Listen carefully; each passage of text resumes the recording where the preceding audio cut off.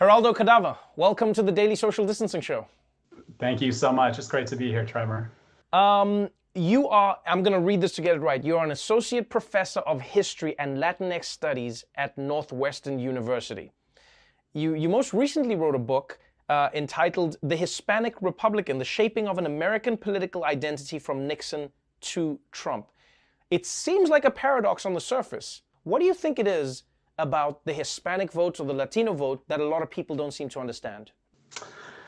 Where to begin?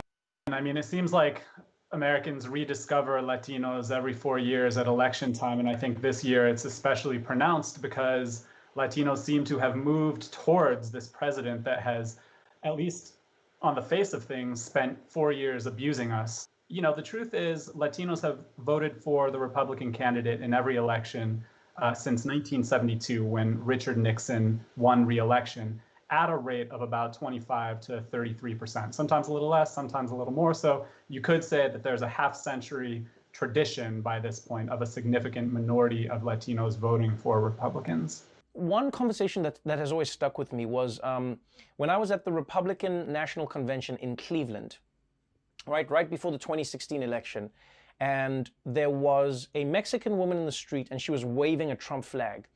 And I was genuinely curious, and I walked up to her and I said, "Hey, how can you support Trump?"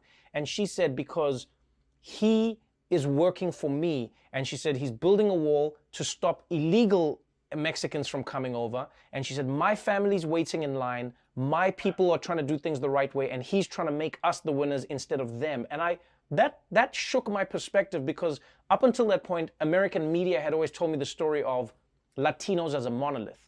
This was the first time when I came to realize that maybe, just maybe, these are all human beings who have different political perspectives. What a shocking realization. I mean, it's amazing. And so, you know, there is no such thing as the Latino vote, but there are truly millions of Latinos who do vote, and it's therefore important to understand their political behavior. I don't think the Republican Party has given up on recruiting Latino immigrants as well. I talked to the chairman of the Republican Party in El Paso, who told me that he personally shows up at every naturalization ceremony in El Paso to try to hand out like literature describing what the Republican Party stands for in the United States. You can also look at the Latino Evangelical Church. That is in many ways an immigrant religion. Latin American immigrants are evangelical in their home countries, come, start churches here, and belong to churches here. So it's, you know, truly a much more diverse lot than you would think. Yeah, it feels like in many ways the Republican approach has really been focused, though, because on the Democrat side, I find that there's a lot of infighting about how to handle the message. An interesting thing that I heard was from the Democratic winner in Arizona, right? The congressional winner in Arizona, who was just asked, "Hey, what do you think Democrats could do to do better with the Latino vote?" And he said, "Well, first of all, stop calling them Latinx." And that was an interesting one for me, because I know that that's been a fight, is people saying like, "I'm not Latinx. I'm Puerto Rican. I'm Dominican. I'm Cuban. I'm Mexican. Don't call me this thing." Do you think that there's a disconnect sometimes between like the academic approach that Democrats take to in referring to a group versus how the groups just refer to themselves in the streets? That's really interesting. I mean, I hadn't thought about it in exactly those terms, but I do think that, you know, Democrats often fight over identity politics in some ways more than Republicans do. So, you know, remarkably, I think the Republican strategy for recruiting Latinos has been remarkably consistent since the Reagan years in 1980. And it's kind of really relied on, you know, identifying what, and these might be misunderstandings, but they've nevertheless stuck with this kind of core set of issues like family values, work ethic, patriotism. And Reagan defined those things. And in many ways, Trump is just running the same playbook that Republicans have run for the past 40 years. I think you're right. It's a kind of rejection of identity politics and saying that you're Mexican Americans or Cuban Americans or Puerto Ricans, you're Americans. Instead, you're Americans of Mexican descent. You know, interestingly, when I was interviewing a Latino Republican leader, he rejected the whole idea of Hispanic Republican. He wanted me to call him a Republican of Hispanic descent instead. Interesting. So, yeah, super interesting. It's funny that you say that, because I find that Republicans do a much better job of coding their identity politics. I don't agree with the notion that Republicans don't engage in as much identity politics as Democrats. I think Democrats are too blatant about it. So Democrats will say, we got to get black voters and the black vote and the Hispanic vote, and we got to get these gay people to come and help us. And do you know what I mean? Whereas Republicans go, we've got to protect our farmers. We've got to do a better job of protecting that factory worker in Ohio. We've got to protect him. You know who he is. And it's a very interesting technique that they use that implies a certain connotation of a person, but it doesn't make that person feel like they're reduced to only the color of their skin. Do you think that could be part of the reason that Republicans do so well?